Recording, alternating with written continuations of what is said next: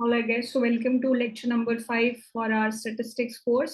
आज के लेक्चर का एजेंडा होगा कि पहले तो हम कुछ क्वेश्चंस डिस्कस करेंगे फ्रॉम प्रोबेबिलिटी बेस्ड थ्योरम को एक बार फिर से समझ लेंगे through the help of an example.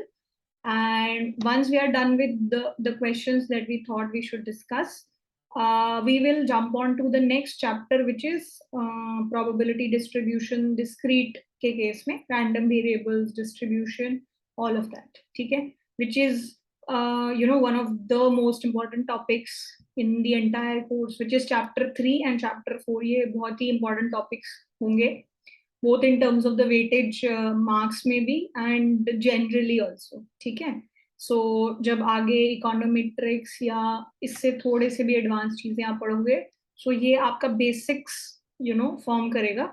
So you should pay extra attention to this. Yeah, all right. So first things first. सबसे पहले तो did you guys try this particular question? And if anyone of you tried, can you please tell me कि क्या method आपने use किया?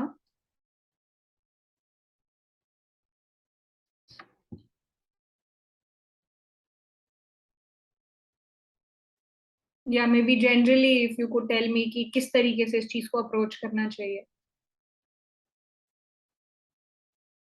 And if you haven't tried, you can tell me that also. I might try it, but unable to solve it properly. Okay.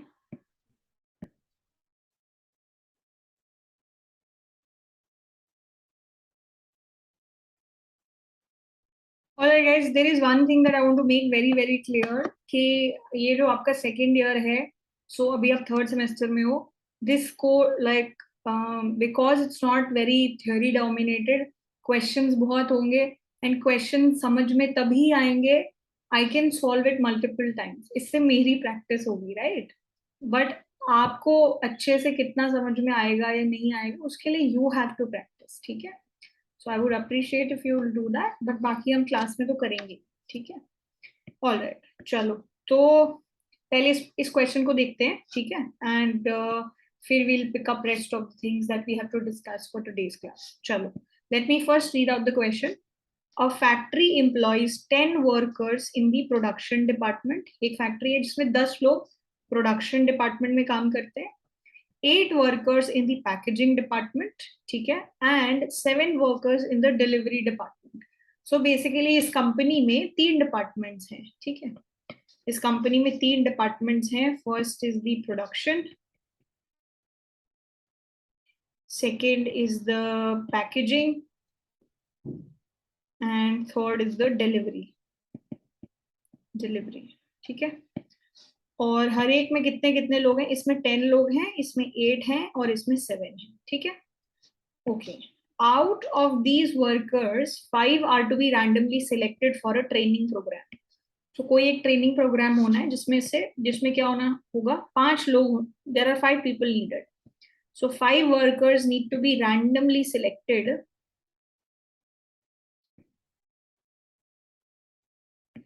Randomly select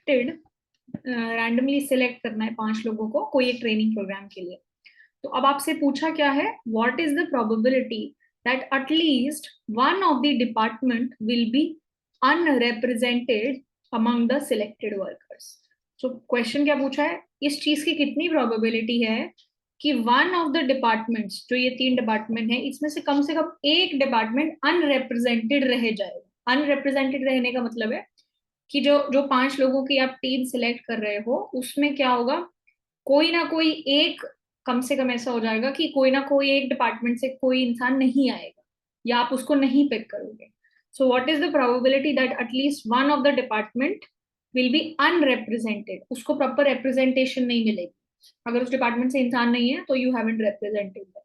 ठीक है, सो इस चीज की आपको प्रोबेबिलिटी बतानी है. सो हो सकता है कि क्या हो कि सारे बंदे जो हैं 5 लोगों में प्रोडक्शन और पैकेजिंग वाले ही आ जाए, तो डिलीवरी वाले जो लोग हैं वो अनरिप्रेजेंटेड रह गए, या फिर सारे के सारे 5 बंदे डिलीवरी वाले हो गए. ठीक है, तो प्रोडक्शन और पैकेजिंग अनरिप्रेजेंटेड रह गया. So you have to find probability that at least one department is unrepresented. ठीक है, क्वेश्चन समझ में आ गया? क्वेश्चन में कोई डाउट है? No, yes, no ma'am. ठीक है। तो अब मुझे ये बताओ कि क्या हमारी अप्रोच होनी चाहिए।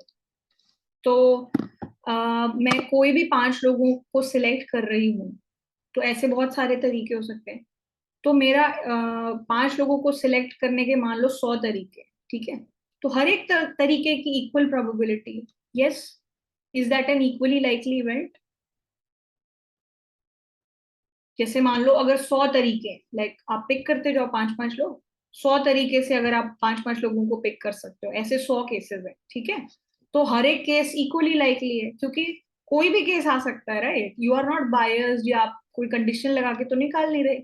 सो every team, every 5% team is equally likely to come, yes और नो? तो ये एक इक्वली लाइकली एक्सपेरिमेंट हम लोग देख रहे हैं, जिसके आउटकम्स क्या हैं? Equally likely. तो सबसे पहले तो ये मुझे बताओ कि what is the total number of cases, total number of ways, total, okay, total number of ways in which I can select 5 people out of this entire company for training. Total number of ways in which I can select 5 members. Very nice, Archana. Total number of ways in which I can select 5 members out of whatever this total company is. Total company में कितने लोग हैं? 10 production में, 8 packaging में, 7 delivery में। So total कितने लोग हो गए? 25। तो 25 लोगों में से 5 लोगों को मुझे चूज करना है। कितने तरीके से कर सकते हैं?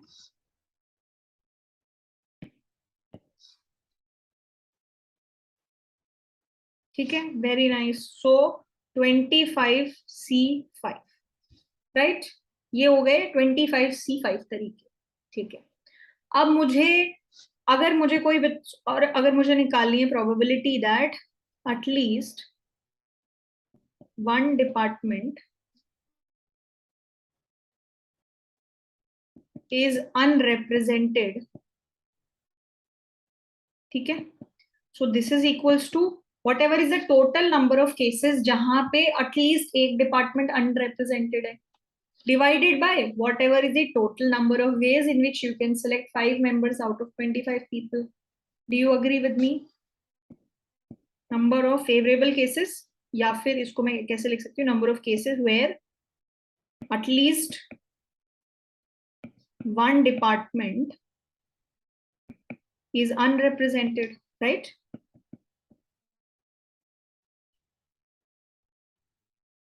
इसको मैं अगर डिवाइड कर दूं by total number of cases, तो this should give me the probability, right? Yes, no, confused, doubts? Ma'am total number of cases वही 25C5 ही होगा। हाँ 20, हाँ exactly, total number of cases is 25C5, या। तो अब मेरा मेन काम क्या रह गया? सिर्फ ये निकालना कि वो कौन से केसेस है जहां पे कम से कम एक डिपार्टमेंट अनरिप्रेजेंटेड रह गया, राइट? तो अब यूजुअली ट्रिक क्या होती है? देखो, अब ये एक्चुअली में पहली बार जब क्वेश्चन पढ़ोगे तो थोड़ा ट्रिकी लगेगा, ठीक है। ट्रिक ये रहती है कि ये चेक करना कि आपको यहाँ पे यूनियन का यूज करना है या फिर आपको यहाँ पे इंटरसेक्शन का यूज करना है, ठीक है।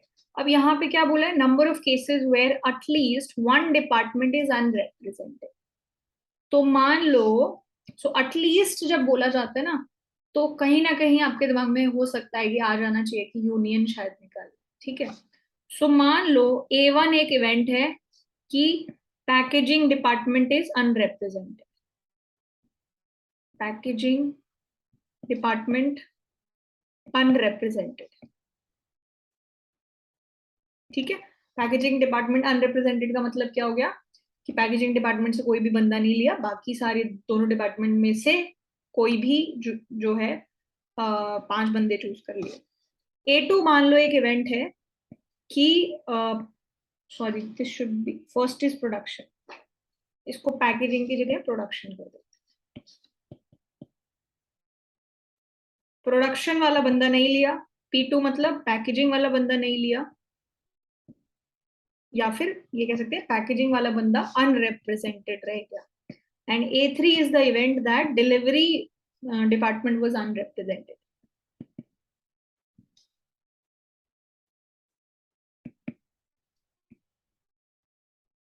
तो अब मैंने ये 3 इवेंट डिफाइन कर दिए। अब इसके हिसाब से मुझे बताओ what should this number be? What is the number of cases where at least one department is unrepresented?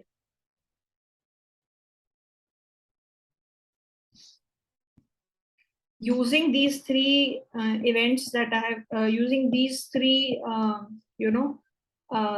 these three events basically, what should be the number of cases that at least one department is represented? तो अगर एक department को unrepresented रहना है तो या तो A1 होना चाहिए, या तो A2 होना चाहिए, या तो A3 होना चाहिए, राइट? या तो दोनों भी हो सकते हैं, राइट? या तो ये दोनों एक साथ हो सकते हैं। So basically can I say that मेरे नंबर ऑफ केसेस जहां पे एक डिपार्टमेंट एटलीस्ट अनरिप्रेजेंटेड है, it is equals to number of A1 union A2 union A3। yes or no?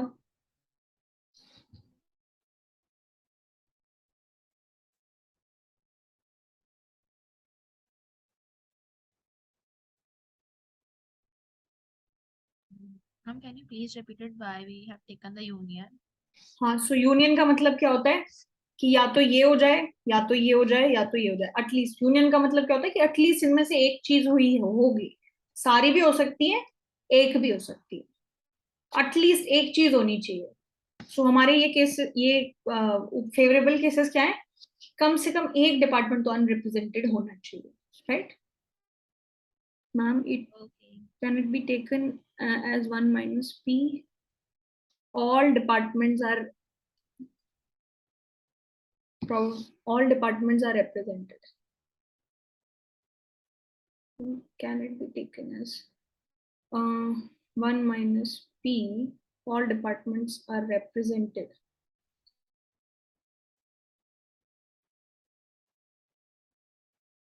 Archana will try it with this also, and we'll see ki is it coming out to be the same or there is some problem. Okay. So Archana is saying, ma'am, can it be taken as 1 minus P, which is 1 minus probability that all the departments are represented? Okay, can we do that? So how will you find the cases that all the departments are represented? So हम इस तरीके से कर सकते हैं, but ये जो cases है number that all the departments are represented, it is very difficult to find. तो हमारा जो क्वेश्चन है वो ये है, ये देखो question. I will just post the message that Archana has sent me in the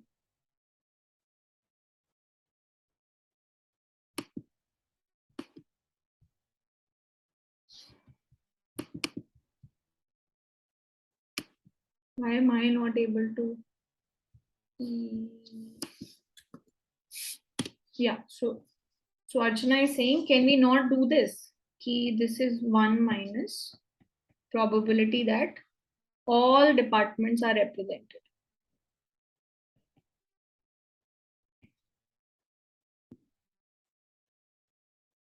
बिल्कुल कर सकते हैं कि अगर सारे डिपार्टमेंट रिप्रेजेंट कर दिए, उसमें से if we remove 1 minus this, we'll get the probability that at least one department is unrepresented. ठीक है?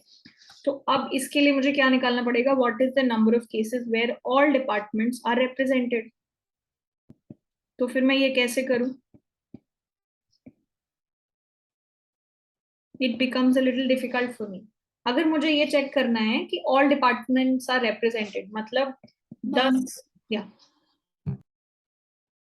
मैम अगर हम 1 - p करेंगे तो उससे ये कैसे पता चलेगा कि at least 1 department is unrepresented, 2 departments भी तो हो सकते हैं। हाँ, तो 2 डिपार्टमेंट हो सकते हैं बिल्कुल। तो हमें तो सिर्फ ये निकालना है कि एटलीस्ट एक रिप्रेजेंटेड नहीं होना चाहिए, कम से कम एक, दो हो चलेगा, तीनों बट अनरिप्रेजेंटेड तो उससे होंगे। 1 की प्रोबेबिलिटी कैसे आएगी कि 1 डिपार्टमेंट इज नॉट अनरिप्रेजेंटेड? उससे 2 डिपार्टमेंट्स की भी तो प्रोबेबिलिटी आ सकती है। बट इसमें ये वाला देखो, हमें निकालनी क्या है, probability that at least one is unrepresented.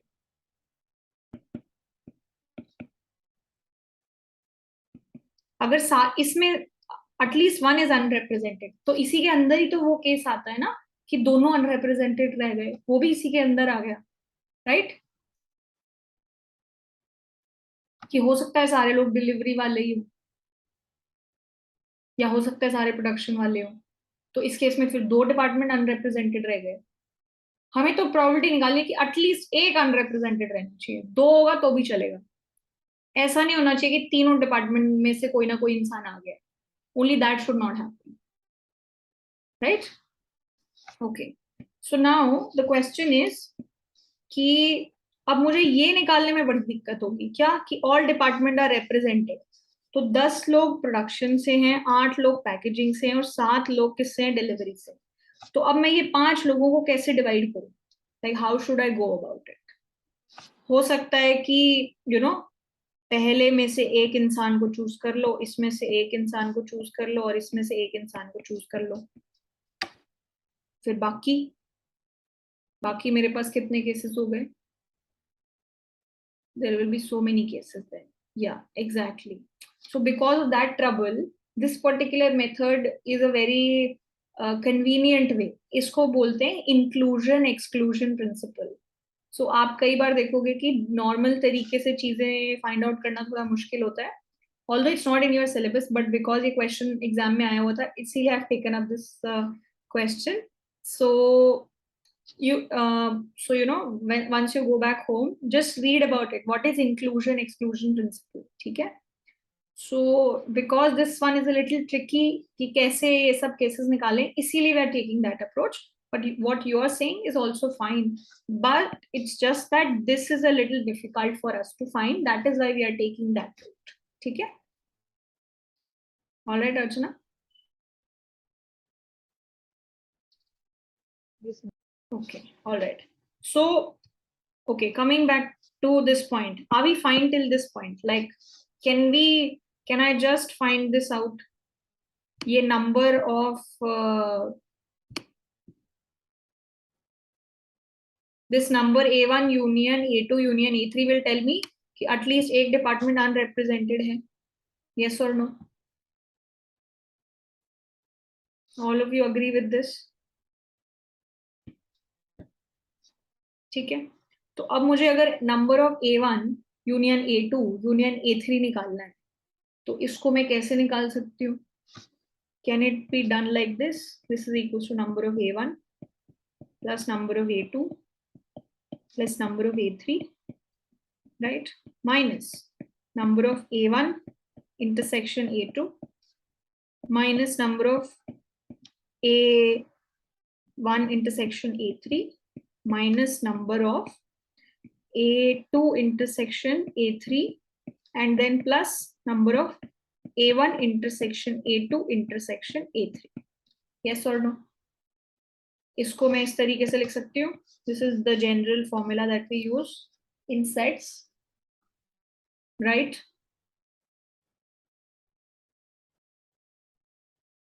तो अब मुझे या मैम जो N A1 union A2 union A3 ऐसा भी तो हो सकता है जो मतलब तीनों में ही कॉमन हो, तो ये एक को कैसे अनरिप्रेजेंट कर रहा है वो समझ में नहीं आया।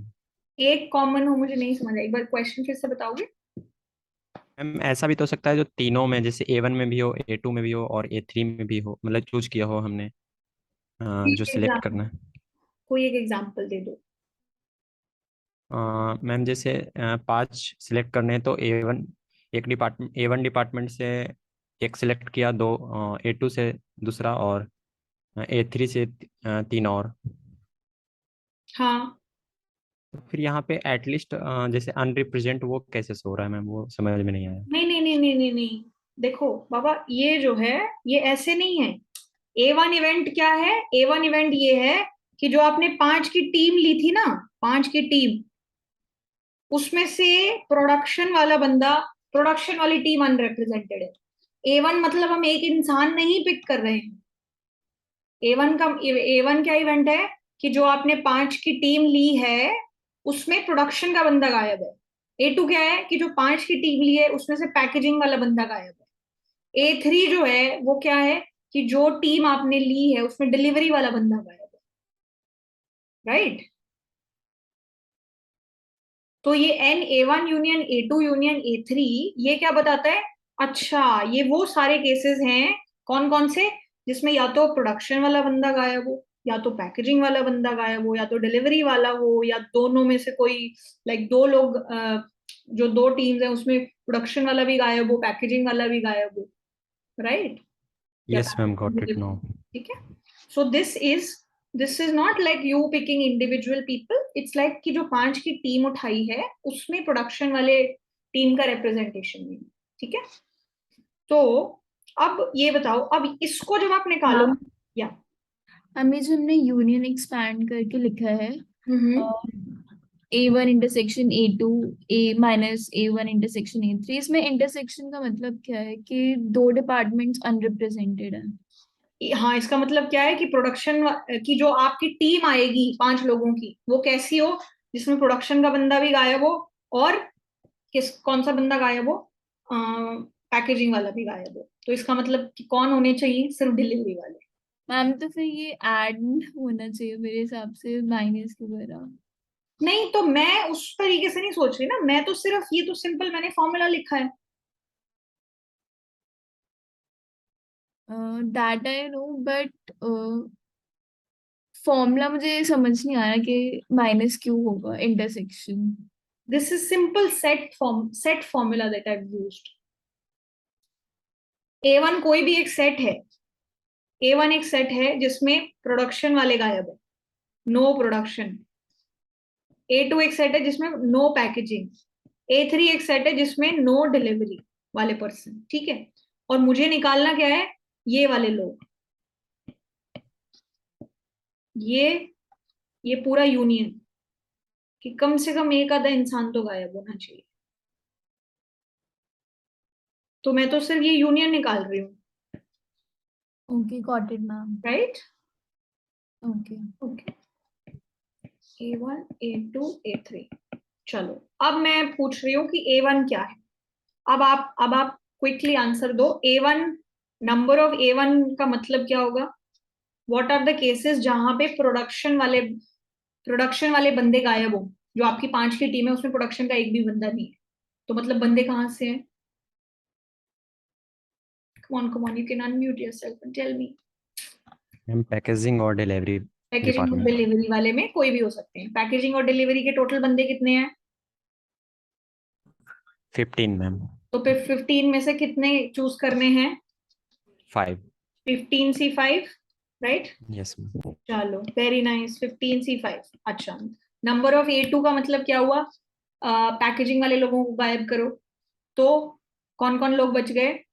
प्रोडक्शन एंड डिलीवरी, वो कितने लोग हैं? 17। 17। सो 17 में से कितने लोगों को चूज करना है? 5 लोगों को। 17C5। थर्ड क्या हो गया? A3 मतलब डिलीवरी वालों को गायब करो। तो आपकी जो टीम है उसमें प्रोडक्शन और पैकेजिंग होनी चाहिए। वो कितने लोग हैं? 10 and 8 आई थिंक, या यस मैम। 18। तो 18 में से कोई भी 5 लोगों को चूज करना है। अच्छा, अब one of you apart from Himanshu tell me what is this minus what is this number. और इसका मतलब क्या होगा कि number of A1 intersection A2, मतलब मुझे ऐसे लोग चाहिए टीम में जिसमें ना तो A1 का मतलब क्या है कि प्रोडक्शन वाले गायब हो, A2 मतलब पैकेजिंग वाले भी गायब हो। तो फिर बच कौन गए? डिलीवरी वाले। तो मेरे को जो 5 लोगों की टीम चाहिए उसमें सारे डिलीवरी वाले लोग होने चाहिए। तो वो कितने तरीके से मैं कर सकती हूँ? डिलीवरी वाले कितने लोग हैं? 7C5, right? Very nice. और इसका क्या मतलब होगा कि पैकेजिंग वाले भी नहीं चाहिए और डिलीवरी वाले, इसका मतलब होगा प्रोडक्शन वाले भी नहीं चाहिए और पैकेजिंग वाले भी नहीं चाहिए। हम 7C5 कैसे आया? आपके पास सिर्फ डिलीवरी वाले कौन लोग हैं? 7 लोग। A1 इंटरसेक्शन A2 का मतलब क्या है कि जो भी आपकी टीम हो उसमें प्रोडक्शन भी अनरिप्रेजेंटेड हो और पैकेजिंग भी अनरिप्रेजेंटेड हो, राइट? Okay, understood now. तो फिर only delivery people are there. So A1 intersection A3 क्या होगा? प्रोडक्शन भी अनरिप्रेजेंटेड हो और डिलीवरी भी अनरिप्रेजेंटेड हो। तो who are the people who are left? Packaging.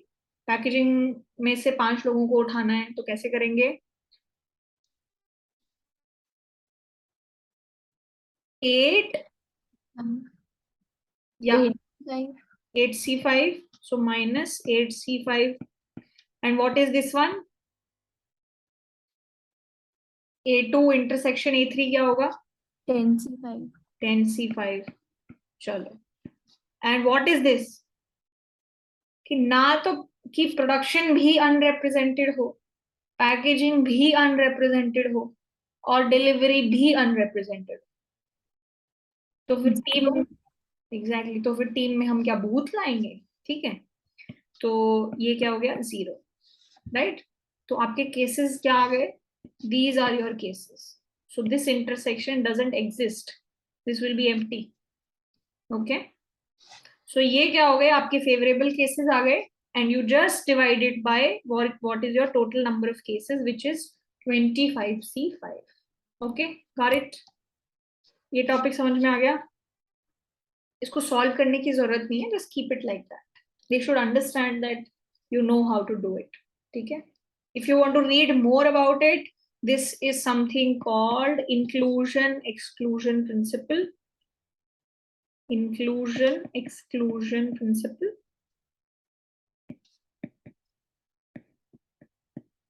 और आपने फिर एक चीज नोटिस की होगी, जब हम ये कैलकुलेट कर रहे थे तो ये सारे नंबर्स कैलकुलेट करना बड़ा आसान था, ठीक है? बिकॉज ये आसानी होती है इसीलिए हम लोग ये यूज करते हैं, रादर देन गोइंग कि सब रिप्रेजेंटेड हैं तो अच्छा क्या क्या केसेस हो सकते हैं, बिकॉज वहां पे बहुत सारे what if this happens that happens ये सब बहुत इन्वॉल्व रहता है, इसीलिए हम ये वाली मेथड जो है यूज कर लेते हैं। ठीक है? Is that clear to everyone? So अब मेरी प्रोबेबिलिटी क्या होगी? This divided by my total cases, या No, I was just asking divide में क्या आएगा, आपने बता दिया। okay, all right. So this is number of favorable cases and divided by total number of cases, which were 25C5. All right. Last one will be NC0, so won't that be 1? No Archana, last one हम लोग ना, पता है ऐसे कोई formula नहीं है, हम लोग इसका मतलब समझेंगे और फिर देखेंगे। लास्ट वन जो है इसका मतलब क्या है? A1 मतलब प्रोडक्शन अनरिप्रेजेंटेड, प्रोडक्शन वाले लोग नहीं चाहिए। A2 मतलब पैकेजिंग वाले लोग नहीं चाहिए। A3 मतलब डिलीवरी वाले लोग नहीं चाहिए। ठीक है, तो A1 intersection A2 intersection A3 का मतलब क्या होगा? ना तो मुझे प्रोडक्शन के लोग चाहिए, ना तो पैकेजिंग के लोग चाहिए, ना तो डिलीवरी के लोग चाहिए। So this can not happen ना, बिकॉज यही 3 डिपार्टमेंट है। तो जब आप टीम लोगे तो कम से कम एक डिपार्टमेंट का कोई ना कोई इंसान तो होगा ना, इसीलिए ये वाली जो टर्म है इसमें कोई भी केस नहीं है, राइट?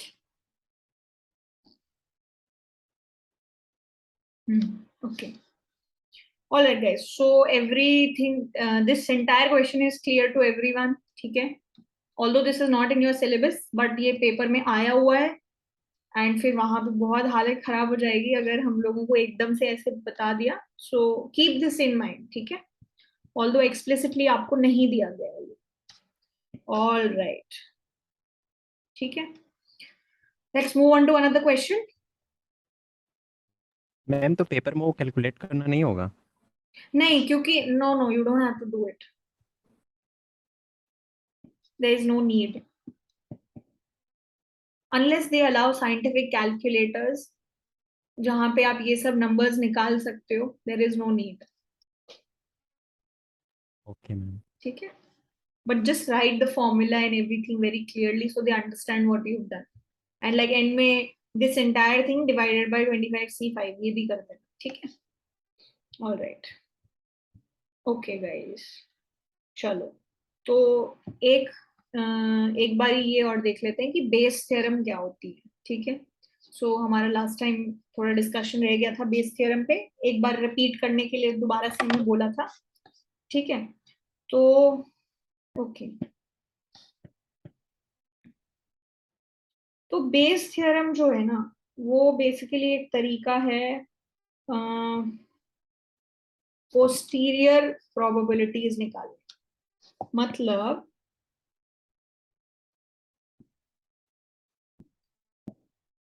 एक तरीके से आप ये कह सकते हो कि Bayes theorem is nothing but an extension of conditional probability. So आपको बोला जा रहा है कि आपके पास ना मल्टीपल इवेंट्स हैं A1 A2 up to AK, ये इवेंट्स हैं आपके पास and they are mutually exclusive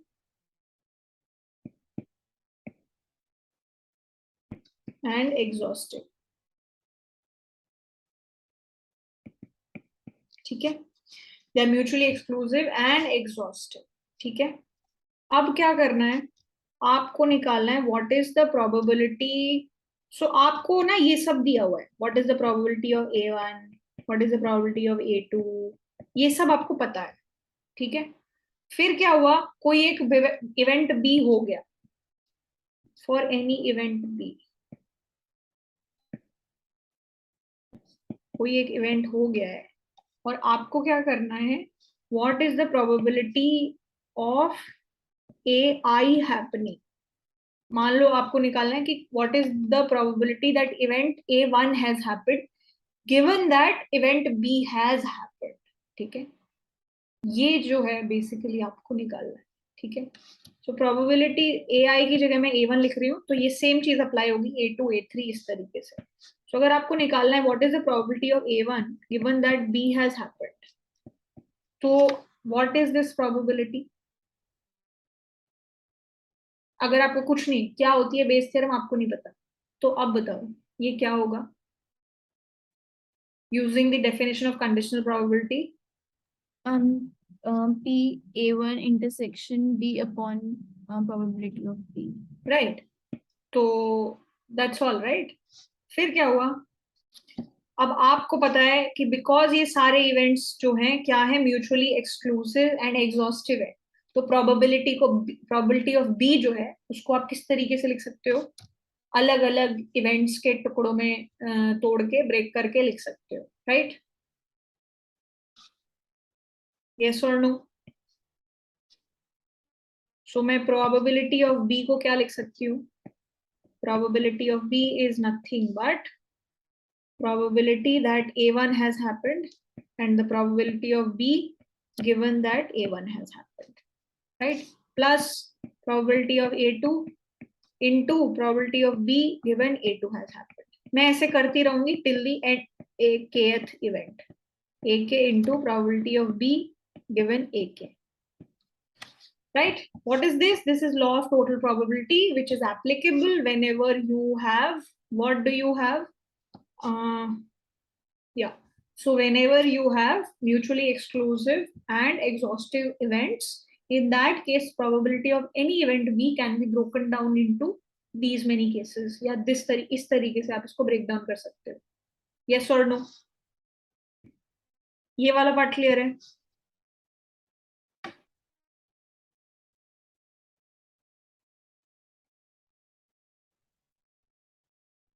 probability of B ऐसे निकाल सकते हैं, और इसको मैं क्या लिख सकती हूँ, अगर एक इवेंट A1 हो चुका है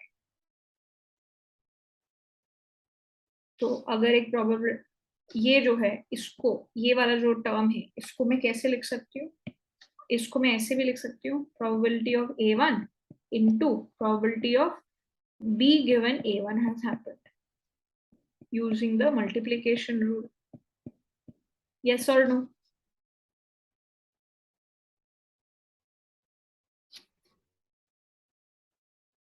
can I write it like this? Can I write it like this? probability of B into probability of A1 by B नहीं होना चाहिए. हाँ ये भी so what are you saying? Probability of B and Probability A1 of given D, right? Yes, ma'am. ये भी हो सकता है,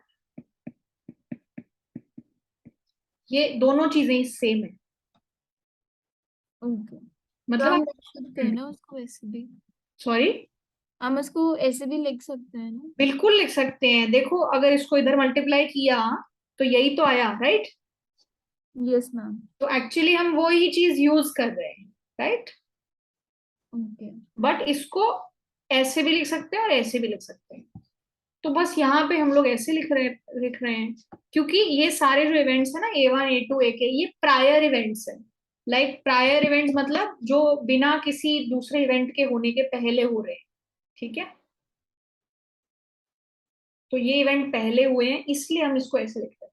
तो जो इवेंट पहले हो रहा है उसको हम लोग कैसे लिख देते थे? Probability of A1. अच्छा अब A1 हो गया, अब बताओ कि B होने की क्या प्रोबेबिलिटी है. ठीक है, but you can write it in both ways. So Bayes theorem is nothing but the ratio of these two numbers, this and this, that's all. But Bayes theorem अगर आपको नहीं भी आ रही है ना तो भी दिक्कत नहीं है. Bayes theorem बस conditional probability ही है, that's all.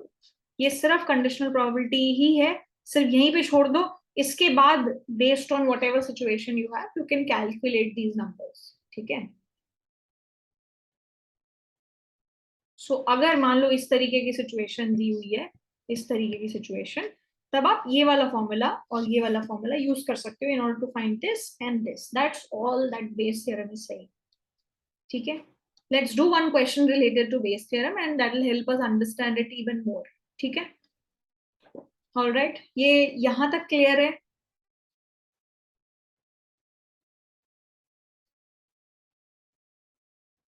ओके, चलो तो come on now, let's do this problem.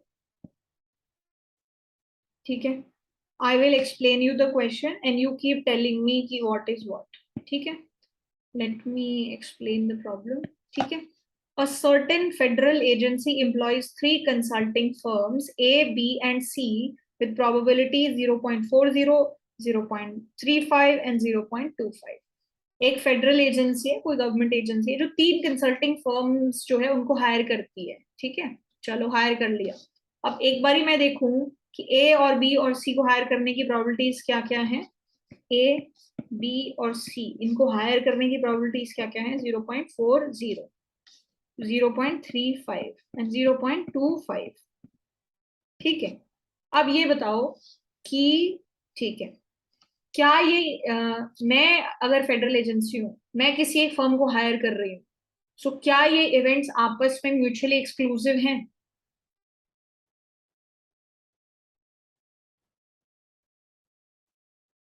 क्योंकि एक अगर एक फर्म को हायर कर रही तो सिर्फ एक को ही हायर कर रही हो ना, एक साथ 2 को तो नहीं हायर कर रही. और क्या ये इवेंट्स म्यूचुअली एग्जॉस्टिव हैं?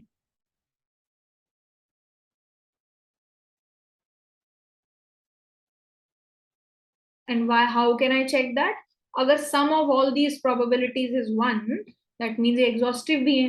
कि मतलब फर्म जो फेडरल एजेंसी है वो या तो ए को हायर करेगी या बी को या सी को. अगर इनका सम लेस देन 1 होता तो मतलब शायद कोई और फर्म आके जो है कॉन्ट्रैक्ट ले जाती. ठीक है, चलो तो ए, बी और सी जो इवेंट्स हैं ये क्या हैं? These are mutually exclusive and exhaustive. ठीक है, चलो.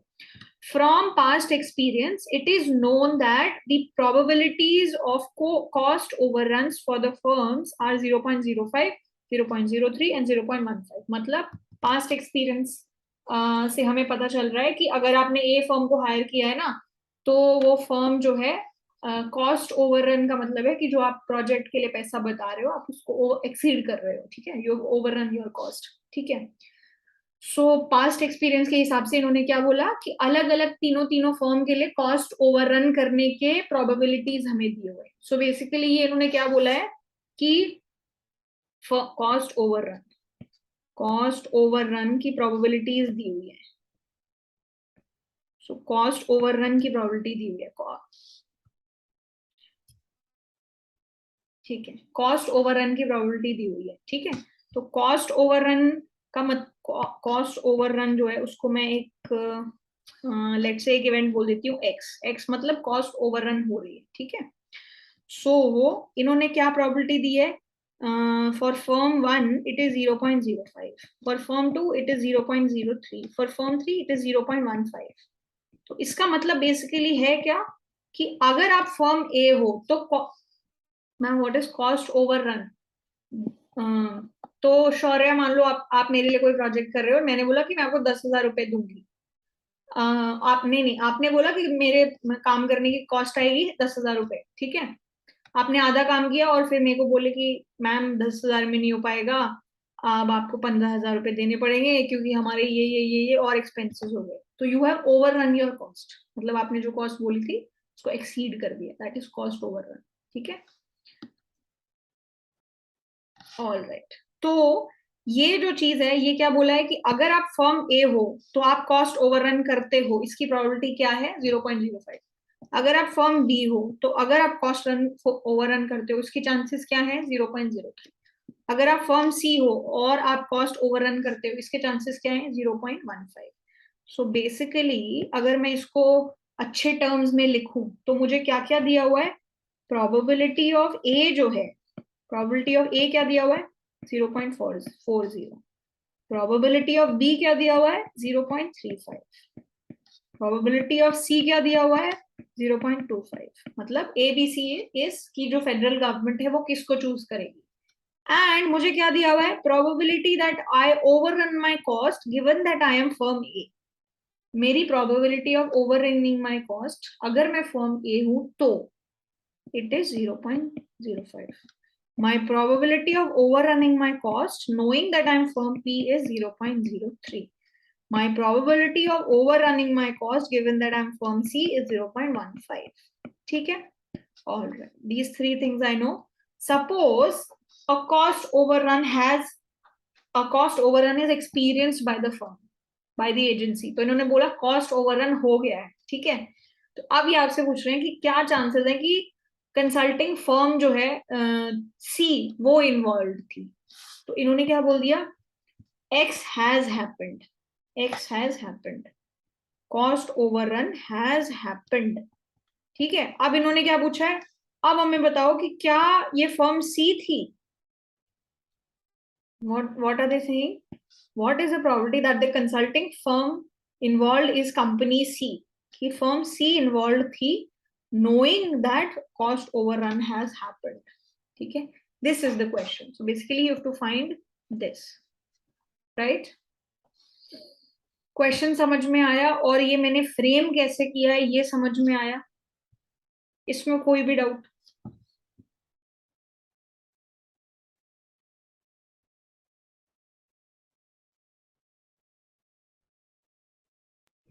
Can you please repeat what we have to find? Okay, तो इन्होंने क्या बोला कि suppose cost overrun is experience by the agency.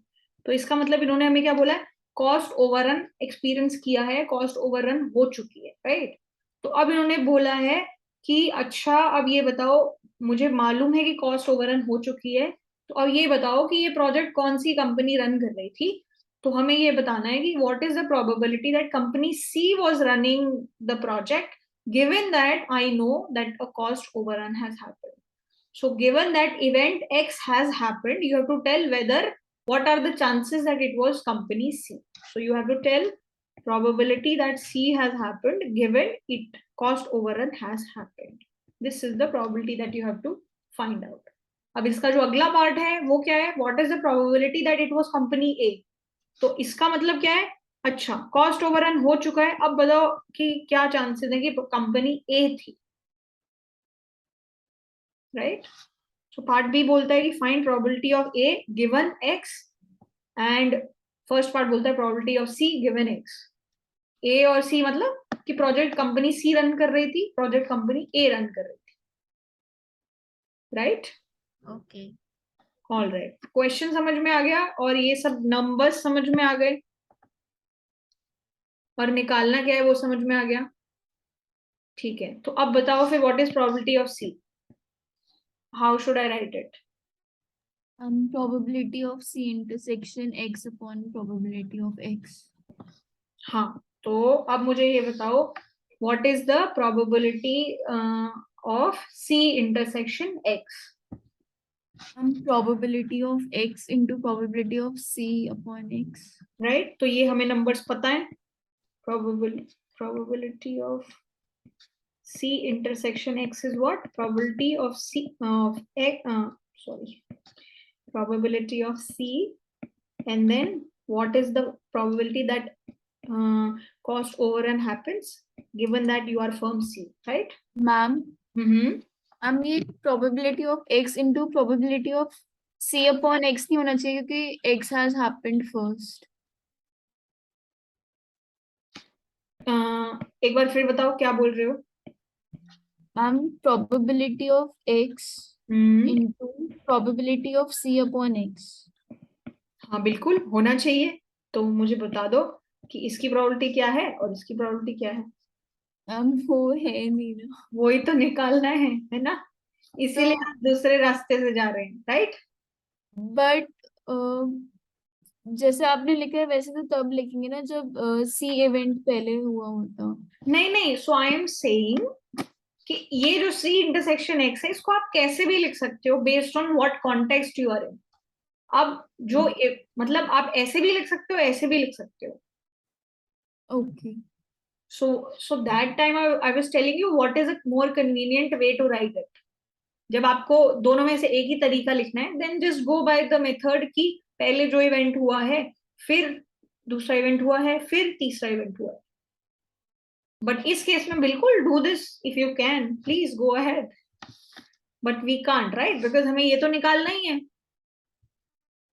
ठीक है, तो हमें बेसिकली अपना डिसीजन लेना है कि मैं क्या यूज करूं based on what I know. So here I know these things, here I know these things, then I have to use them only, right? So based on जो भी इंफॉर्मेशन क्वेश्चन में आपको दी हुई है, you have to use that. देन चलो ठीक है, what is probability of C intersection X? Come on, give me the numbers. You have written the same thing. Yeah, so like हाँ, so like numbers. Okay. Number.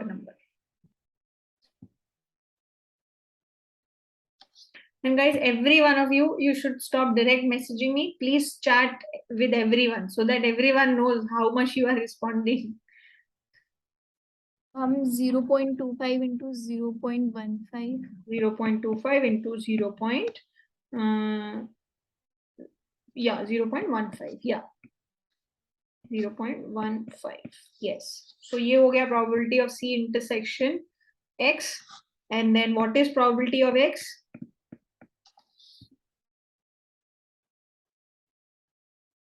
Ma'am, probability of A into probability of X by A up to probability of C into probability of X by C. Right, तो basically क्या करना है, इसको और इसको multiply करना है, प्लस इसको और इसको मल्टीप्लाई करना है, प्लस इसको और इसको मल्टीप्लाई करना है, राइट? और ऐड कर देना है. Yes, using the law of total probability, because ये तीन इवेंट्स हैं which are mutually exclusive and exhaustive, right? तो what is this? 0.40 into 0.05 plus 0.35 into 0.03 plus 0.25 into 0.15, right? ये हो गया हमारे नंबर्स. ठीक है, तो अब क्या करना है? अब बस दिस डिवाइडेड बाय दिस, इसको आप सॉल्व कर सकते हो because like that will be a good idea to solve it. ठीक है, so you can solve it on your own sweet little time or maybe in the exam. But your final answer is going to be what? 0.25 into 0.15 divided by this entire thing.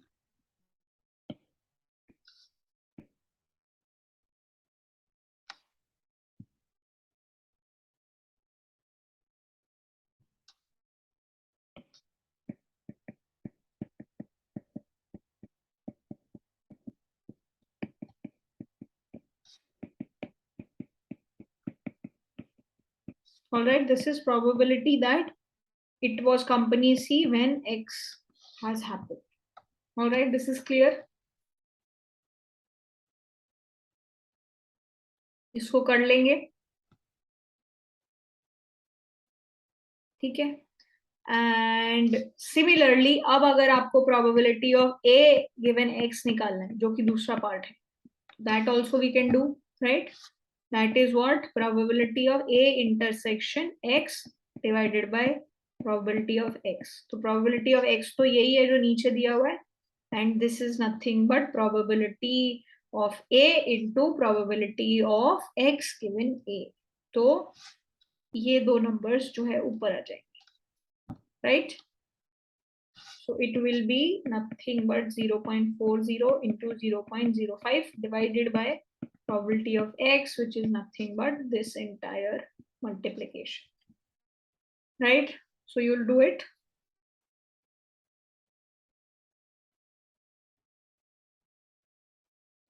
कर लेंगे, कोई doubt इसमें Bayes theorem में? ठीक है, simple conditional probability है. अब इसमें मेन चीज जो होती है ना, जहां हम लोग अटक जाते हैं, वो ये होता है कि जो स्टेटमेंट्स दी हुई है उसको प्रोबेबिलिटी टर्म्स में कैसे लिखा जाए.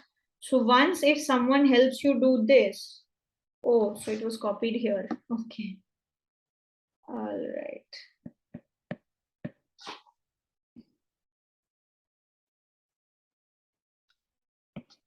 If once someone helps you do this, then तो you can move forward आसानी से, right? तो अब मेन स्ट्रगल जो है वो ये है कि इसको कैसे लिखा जाए. So, यहाँ पे फिर स्टेटमेंट्स को समझना कि क्या दिया हुआ है, probability of A B C, and then what is the probability that the consulting firm involved is C given that cost run has happened. ये वाली प्रोबेबिलिटीज को कैसे लिखना है. सो इसमें क्वेश्चन फ्रेमिंग और क्वेश्चन को समझना, उसकी स्टेटमेंट को समझना और ये सब लिख पाना, that is the real challenge. That will only come with practice, ठीक है. ये नंबर्स देने के बाद तो it's all maths, but the real challenge would be to turning English into the maths, right. So there you have to play, you know, intelligently and be very careful with it, ठीक है. All right, so are you guys fine with the Bayes theorem now? Yes, no? Okay, all right. So now I would like to take a look at the questions that were asked in the group. ठीक है, you are very nice, Himanshu. You send the questions. You can rest of you can also send the doubts if you have, and you can help each other out also in case you know one of you knows the answer. चलो, तो ये जो दो topics हैं, Himanshu, like is there any specific doubt or like Ma'am, I'm done with question number 14. Only 26 I unable to done. Okay, all right. So question 26, sorry, question 26 जो है एक बार ही उसको डिस्कस कर लेते हैं, ठीक है. ओके, ठीक है. क्वेश्चन 26 क्या बोल रहा है? Okay, all right. Question 26 says a boiler has 5 identical relief valves. ठीक है, एक बॉयलर है. बॉयलर बेसिकली आप मान लो ऐसे समझ सकते हो कि कोई एक इंडस्ट्रियल यूनिट है, वहां पे बहुत सारे ऑपरेशंस, केमिकल ऑपरेशंस हो रहे होते हैं. तो मान लो this is a boiler, let's say some container. Boiler माने कंटेनर मान लो, ठीक है. It's a container and it has 5 identical relief valves. इसमें वॉल्व लगे हुए हैं 1 2 3 4 5, ये 5 वॉल्व्स लगे हुए हैं. और वॉल्व्स में क्या होता है, वॉल्व में ऑन ऑफ का यू नो स्विच होता है, ठीक है. सो जैसे आपके पानी की टंकी होगी ऊपर, उसमें ऑन ऑफ, अगर आप लंबे टाइम तक घर छोड़ के चले जाते तो उसको बंद करना इट इज एडवाइज्ड. सो ये वॉल्व लगी है जो ऑन ऑफ हो जाती है, ठीक है. चलो, तो ये 5 आइडेंटिकल वॉल्व्स हैं, ठीक है. क्या दिया हुआ है, the probability that any particular valve will open on demand is 0.95. What the probability that if you want to open any valve like on demand through button or manually, if you want to do that, वो खुल जाएगा, इसकी probability क्या है, 0.95. तो ये valve है, ये खुलेगा अगर आप चाहते हो, इसकी प्रोबेबिलिटी है 0.95। तो ये नहीं खुलेगा, इसकी प्रोबेबिलिटी क्या है? 0.05। या 0.05। चलो ठीक है। And similarly like the same thing is applicable rest of the places. ठीक है, इस वॉल्व के लिए भी, इसके लिए भी, इसके लिए भी, इसके लिए भी, because they are all identical. उसके बाद क्या बोला है? Assuming independent operation of the valves, मतलब इन ऑपरेशन, इन वॉल्व्स का आपस में कोई लेना देना नहीं है। ऐसा नहीं है कि मान लो एक नहीं खुल रहा तो दूसरा भी नहीं खुलेगा, राइट? सो मतलब ऐसा नहीं है कि जैसे तार अगर आपके घर में सीरीज में लगे हुए हैं, सो जिन्होंने साइंस, ये तो आई थिंक क्लास 10 में भी हम पढ़ते हैं कि तार अगर सीरीज में लगे हैं, मान लो यहाँ पे एक आपका बल्ब लगा हुआ है, फिर मान लो यहाँ पे एक फैन लगा हुआ है, अगर आपके तार ऐसे जुड़े हुए ना, तो अगर यहाँ पे दिक्कत हो गई तो फैन भी नहीं चलेगा, यहाँ पे दिक्कत हो गई तो अगला अप्लायंस भी नहीं चलेगा। इसीलिए आपके घरों में जो पाइपलाइन, या पाइपलाइन बोल रही हूँ, इलेक्ट्रिसिटी के तार वार होते हैं, वो कैसे पैरेलल में लगे हुए होते हैं कि ये मेन सप्लाई है और ये मान लो एग्जिट है। तो ये मान लो बल्ब का तार हो गया, अलग से आएगा अलग से जाएगा। ये मान लो फैन का तार हो गया, ठीक है, ये अलग से आएगा अलग से जाएगा। ऐसे ही और अप्लायंसेस के लिए कुछ कुछ होगा, ताकि इसको अगर इसमें अगर गड़बड़ हो जाए, ये नहीं चले, तो ऐसा नहीं हो कि भाई पंखा भी नहीं चल रहा, टीवी भी नहीं चल रहा, कुछ भी नहीं चल रहा। ठीक है, तो ये जो वॉल्व्स हैं, इनका भी आपस में कोई रिश्ता नहीं है। अगर एक बंद हो रहा है या एक नहीं चल रहा है तो there is no connection, they are working independently. ठीक है, okay, so what is the probability that at least one valve opens and what is the probability that at least one valve fails? तो open की probability क्या है? 0.95 and fails की probability क्या है? 0.05। तो अब आपको निकालना क्या है? probability that at least one valve opens. So tell me what it should be. What is the probability that at least one valve opens?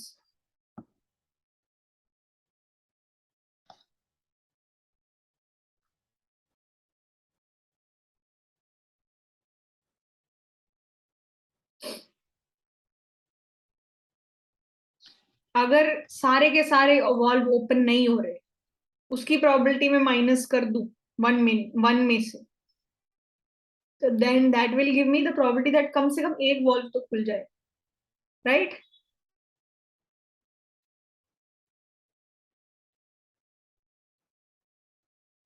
तो this is one minus probability that no valve is opening, right? And what is the probability that no valve is opening? मतलब ये जो 5 valve है, इसमें से कोई valve नहीं खुलना चाहिए। मतलब फर्स्ट वॉल्व भी ना खुले, सेकंड भी नहीं, थर्ड भी नहीं, फोर्थ भी नहीं और फिफ्थ भी नहीं। ठीक है, तो मतलब probability of valve 1 not opening, intersection valve 2 not opening, intersection valve 3 not opening, V4 not opening, V5 not opening. ठीक है, are these events independent? Yes और नो? Yes ma'am. तो फिर अगर इंडिपेंडेंट हैं तो इस इंटरसेक्शन की प्रोबेबिलिटी को मैं कैसे निकाल सकती हूँ? मल्टीप्लाई करके मैम। मल्टीप्लाई करके। तो क्या हो गया? Probability of V1 into probability of V2 into probability of V5। और ये V1 V2 ये क्या है कि कोई भी वॉल्व खुल नहीं रहा है, राइट? नहीं खुलने की प्रोबेबिलिटी क्या है? 0.05। राइट? तो और सारों की प्रोबेबिलिटी सेम है, सो दिस इज 1 माइनस 0.05। कितनी बार? 5 बार, right? So this is your probability that at least one valve opens, right?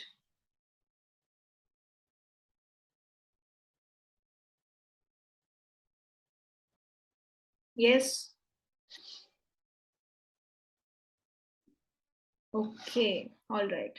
तो अब इसका दूसरा पार्ट है probability that at least one valve fails to open. Probability that at least one valve fails to open. मतलब कम से कम एक wall ma'am वो कैन यू प्लीज टेल कि इसमें इंटरसेक्शन क्यों लिया है? अगर हमें तो मतलब सबका दिखाना है ना कि सारे वॉल्स नहीं ओपन हो रहे, एटलीस्ट वन नहीं हो रहा, ये नहीं दिखाना, तो इसमें इंटरसेक्शन क्यों लिया है? कि वॉल 1 भी नहीं खुलना चाहिए, कोई भी वॉल नहीं खुल रहा है। ये क्या ये कब होगा? जब 1 भी नहीं खुले, 2 भी नहीं खुले, 3 भी नहीं खुले, 4 भी नहीं खुले और 5 भी नहीं खुले, राइट? तो हमें पांचों चीजें एक साथ चाहिए, राइट? हम यूनियन नहीं देंगे इसमें। यूनियन का मतलब क्या होता है कि एटलीस्ट एक चीज हो जाए, ओके ओके। राइट? कि कम से कम एक वॉल जो है, like V1 is not opening, कम से कम एक वॉल ना खुले। तो उसमें क्या हो गया, सारे खुल गए बस एक नहीं खुला, वो भी होगा। 4 खुल गए एक नहीं खुला, वो भी होगा। लेकिन मुझे क्या चाहिए, कुछ भी नहीं खुलना चाहिए, ठीक है? So that, all right. So now what is this? What is probability that at least one valve fails to open? कि एक कम से कम एक वॉल्व जो है क्या होना चाहिए, नहीं खुलना चाहिए। तो ये क्या होगा, 1 minus probability that, come on, Every walls open. Every valve opens.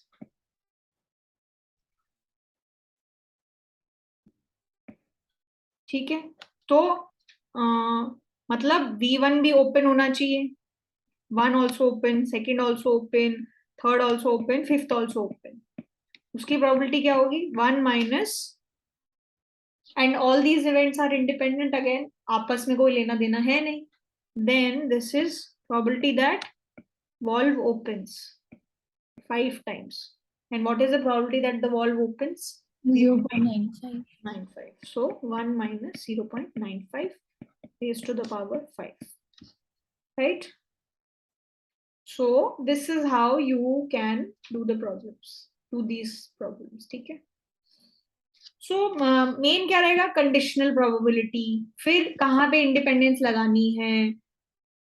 So you know most of the time क्या होगा कि आपको फॉर्मूले सारे पता होंगे, बट कॉन्टेक्स्ट, किस केस में क्या मानू, कौन सी चीज x बाय a है, कौन सी a बाय x है, all of that is going to matter. Rest formula तो बहुत लिमिटेड होते हैं, ठीक है? So like the more practice you do, the more familiar you get कि ठीक है इस क्वेश्चन, इस टाइप के क्वेश्चन में ऐसे करना है। So now it'll be all about the practice, ठीक है? All right. So yeah, okay. And I would request all of you, you can like look at this problem also. This is a very nice problem. Like काफी interesting है. So you can try this as well in your free time. So so Himanshu, like was this from your past papers or somewhere else? Ma'am, actually, I have collected all the question banks from all sources, from seniors and all. Okay, okay. All right. So like this is your past papers somewhere, like e-corners. Ma'am, question bank basically. I don't know it is Okay. from past years or not. Okay, all right. No, but still, like, okay, all of you, you can try. This is a good question. Okay. So try this and start doing more and more problems. Okay. And yeah, so our probability topic, and basically you can say our first section of the course, which is introduction and probability, that is done.